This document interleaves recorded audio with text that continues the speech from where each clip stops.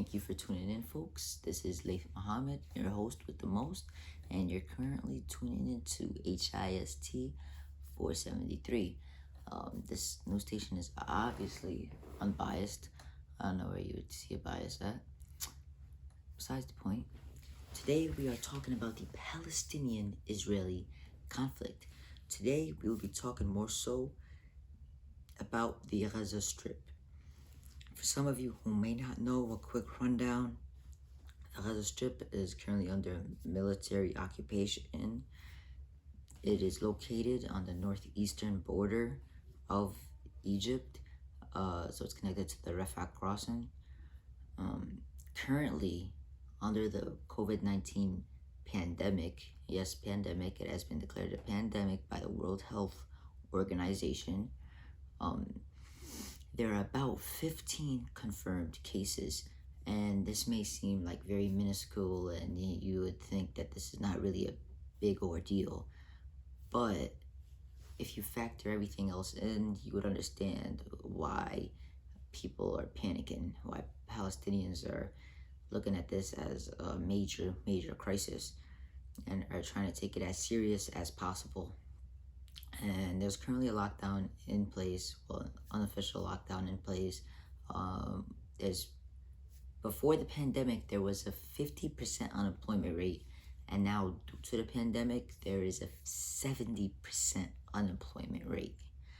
So as you see, this pandemic is just overwhelming the Palestinian people.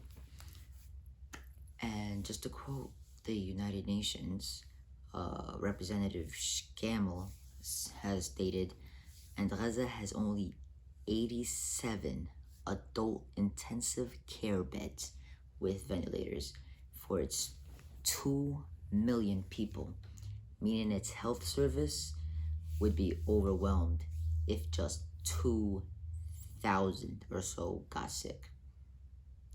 2,000. If 2,000 people got sick, the healthcare system in the Gaza Strip would literally collapse. Just to put that in perspective, more than 2,000 have died in the United States due to COVID-19. So this only gets worse, which is why they are trying to take it as serious as possible. But some Palestinians have looked at this as from a dark humor perspective, and have actually gone on social media and thanked Israel for their military occupation, and have thanked them for keeping the virus out, and thanked them for secluding them from the world, and which is why they have been one of the last populations to get infected. Only recently seeing cases in about 2 or so weeks ago.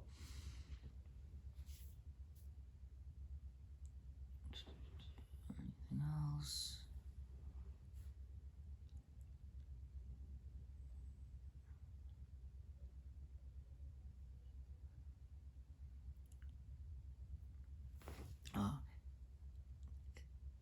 Yes, Mr. Scammell warns that this outbreak is devastating to the Palestinian people because they wouldn't have anywhere to go.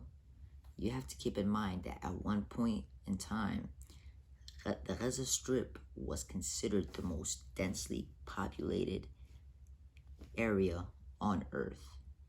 Now, with that many densely populated people, the outbreak would only spread so quickly in a matter of days, and many people would get infected, many would get sick, and many will die. No ifs and buts about it.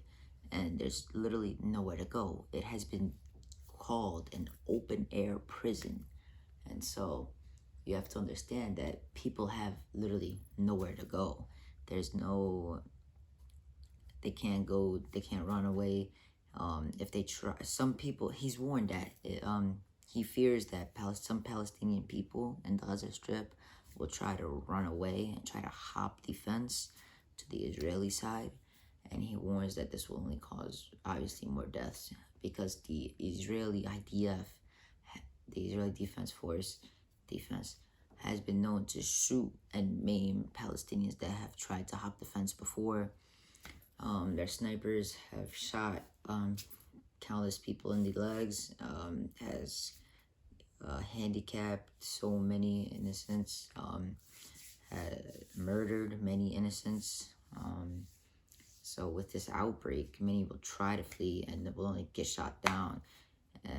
So it would, like, to put it in perspective, it would look something like Germany, for example, during the Cold War, right after World War II.